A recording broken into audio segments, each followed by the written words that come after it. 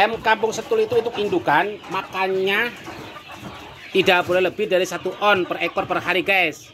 Makanya ini sama Mas Medi itu selalu ditimbang biar tidak berlebihan. Nah, ini pakan yang sudah jadi tadi ditimbang ya, guys. Kalau nggak percaya nih, tuh 2,5 on, guys, ya. Oh, ya kan?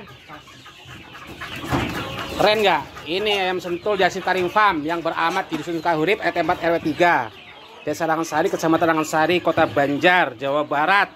Senggol dong. Ada 30 paket, 1 paketnya 4 betina, 1 jantan. Varian dan jenisnya banyak. Ada geni, ada debu, ada omas, ada jambe. Pokoknya keren. Semangat para peternak ayam kampung Sentul. Jangan kasih kendor, curhat belakangan. Allahumma sholli ala Muhammad, Allahumma sholli ala Muhammad, Allahumma sholli ala Sayyidina Muhammad.